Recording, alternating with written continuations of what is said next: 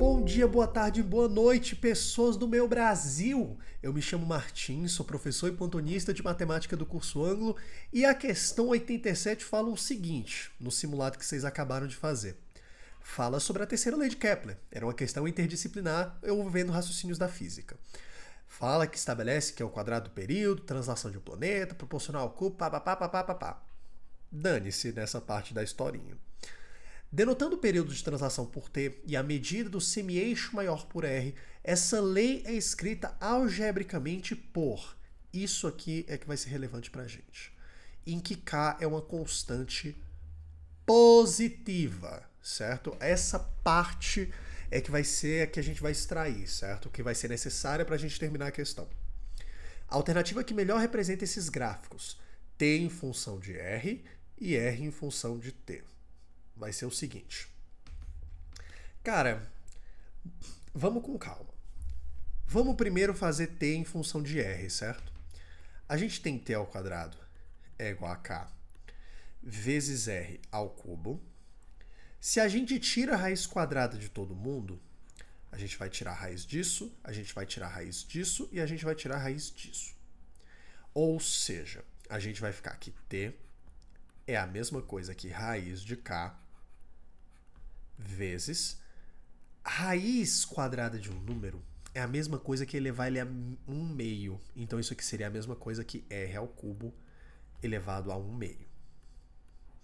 Dessa forma, a gente teria que o período é igual a raiz de k vezes r elevado a 3/2.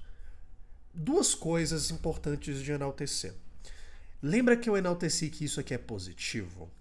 A gente só pode tirar a raiz quadrada disso aqui porque é um número positivo. Caso contrário, daria um caos, viraria um crime matemático e você não teria muito para onde fugir. Inclusive, essa seria uma questão passível de anulação, caso a questão estivesse dizendo que k poderia ser um número real qualquer e não um real positivo. A próxima coisa é que 3,2 é 1,5. Exatamente. Precisamente. Exato. O que é importante a gente perceber do 1,5? E isso vai parecer um pouco redundante, talvez até um pouco engraçado para vocês. 1,5 é maior que 1. É uma coisa que parece óbvia, mas por que isso é relevante? Por que maior que 1 é uma análise importante de ser feita? Todos os gráficos que vocês conhecem, então, por exemplo, você pega gráfico de x ao quadrado. Você pega gráfico de x elevado à quinta. Você pega gráfico de, não sei, x elevado a 72, por exemplo. Todos esses gráficos, percebam que eles têm uma similaridade. Eles têm uma concavidadezinha, certo? Eles têm uma barriguinha apontada para o céu. Isso é uma semelhança, ok? Ah, mas isso é um pouco impreciso, concorda? Concordo com vocês. Eu, como matemático, é um pouco feio isso que eu estou falando para vocês, mas a questão não pede com precisão que você tenha um papel milimetrado e você pegue as coisas. Pedir que você soubesse interpretar, a partir dessa lei, a construção dos gráficos. E perceba que, a partir dos seus conhecimentos de gráficos de x ao quadrado, x ao cubo, x à quarta, que são gráficos mais comuns de cair no vestibular, você perceberia que um gráfico, uma constante, não estamos falando da constante aqui, vezes a variável elevado a um número positivo, um número maior do que 1, vai ter uma barriguinha apontada para cima. Ou seja, essa aqui não pode, então o item A não é possível, porque aqui a gente está com a barriguinha apontada para baixo. Da mesma forma, o item C, ele também não é possível, porque a barriguinha está apontada para baixo. O item B não tem barriga, a barriga está chapada, nada de item C para nós. Ficamos então, portanto, entre o item E e o item D, certo? Percebam que T é definido em função de R, ok?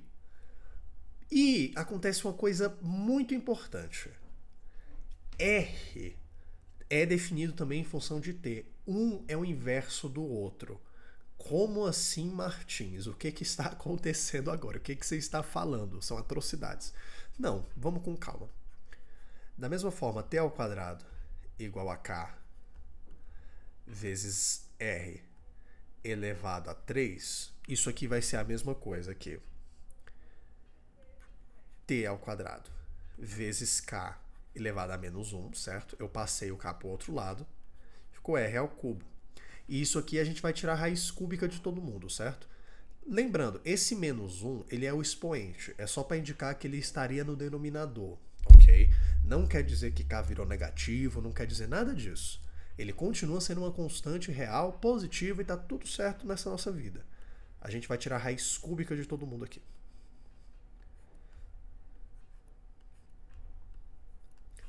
E isso aqui vai dar pra gente que R é igual a raiz cúbica de 1 sobre K vezes T elevado a 2 terços.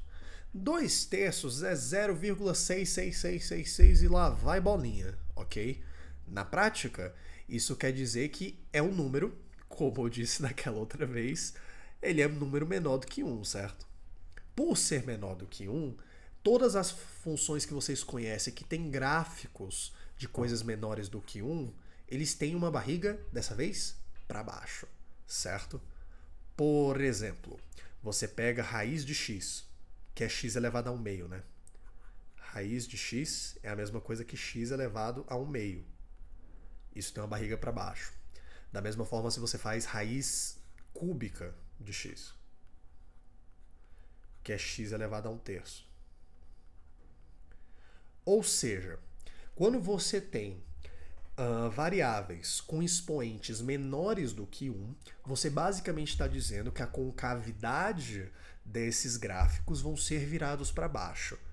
Analogamente, no caso da T, gráficos cuja variável tem um expoente maior do que 1 vão ter concavidade apontada para cima. Portanto, a resposta é o item E, pois a T em função de R está com a concavidade apontada para cima e R em função de T está com a concavidade apontada para baixo. Existiam outras formas de você excluir o item D. Por exemplo, R pode ser 0? Pode. Quando R for 0, o T ele vai ter que ser 0. Porque isso aqui é uma constante positiva, é como se fosse 2, por exemplo. Ou seja, quando isso aqui for igual a 0, 0 vezes 2 continua sendo 0, e isso aqui teria que dar 0. Você poderia excluir por esse motivo. Uma outra forma de você perceber que o item era o correto é porque o fato de T estar em função de R e de R poder ser escrito em função de T faz com que uma função seja inversa da outra, ok? Aquele negócio de função inversa. E as funções inversas elas têm a propriedade que elas são simétricas em relação à bissetriz dos quadrantes ímpares. Essa seria mais uma maneira de você enxergar que o item era o item correto, ok? Essa questão é uma questão bem bacana, não era uma questão tão difícil, mas que envolve uns raciocínios que geralmente a gente esquece quando chega na hora do vestibular. Então eu sugiro que vocês coloquem num post-it, lembrem desses assuntos e eu espero que todos vocês tenham acertado a questão. Um abraço e bons estudos. Tchau, tchau.